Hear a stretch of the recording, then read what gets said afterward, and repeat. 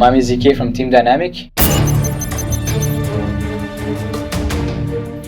My position in Team Dynamic is the main opper. To practice my op, what I like to do is I usually just go on deathmatch servers and I try to scrim as much as possible. I think the main thing is scrimming a lot, because in deathmatch you can improve your shot, but you don't really improve your game sense and that kind of stuff. And I think when you're playing a competitive match, that's what's like really important. A lot of people are not sure like how to get like the most out of your no scoping. What I usually just like to do is I just like to pull out the op and I wait until like it stabilizes on the screen, and then I usually just shoot. And it's not always accurate, but that's the way you can get it to be like the most accurate. Like right now I'm aiming, if there was a guy right there, and I'm pretty far away for a no scope too, and then like all my bullets are going pretty accurate. But if I'm not doing this technique and I'm just shooting as fast as I can, the bullets are gonna go like all over the place. A lot of people don't know when they should single scope or double scope. There's some spots that are really good to just single zoom, because you can see everything around a lot easier, and you can see flashes coming over certain like objects a lot easier. And a lot of people, I feel like they double scope way too much, and it basically gives them vision of nothing around that, and like one flash over the train or whatever, you will never see coming, and he's gonna be fully blind. Whereas if you would just have like single scope, you could see like everything more. A lot of like operas, they have like a different view on that. Some people say that if you like double scope, you basically have like an easier shot because the model that you see in your screen is bigger. But I feel like it really depends on how you feel. Like if you think you're gonna get flashed over the wall or something, you should single scope it.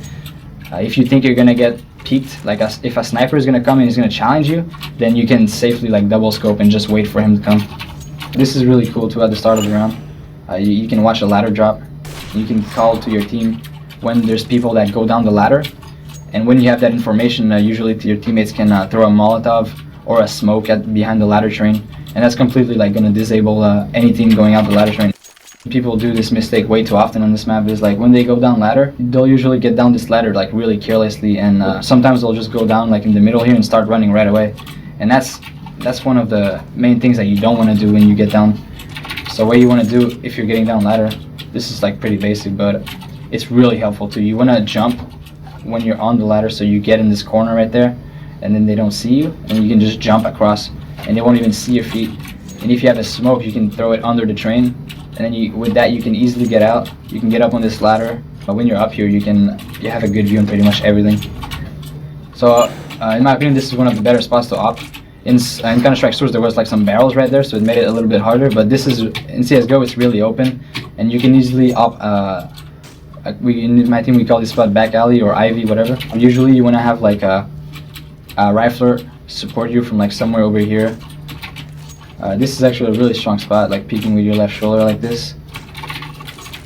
But basically this guy is just backing you up. A lot of people like to play here with an M4, which is fine, but you really need to use your like a smoke grenade or something here, because any good sniper or any good opper from the other team can easily peek you here. And a lot of people, the way they like to peek with the op is, I mean, you can go like this, but against a good opper you're probably gonna die. A lot of people just like to peek like this, because the crouching in this game is pretty much like instant.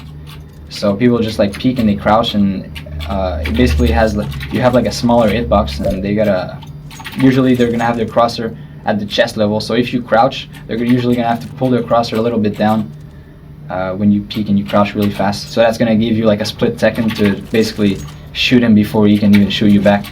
I think this is like one of the spots that you really have to always flash before.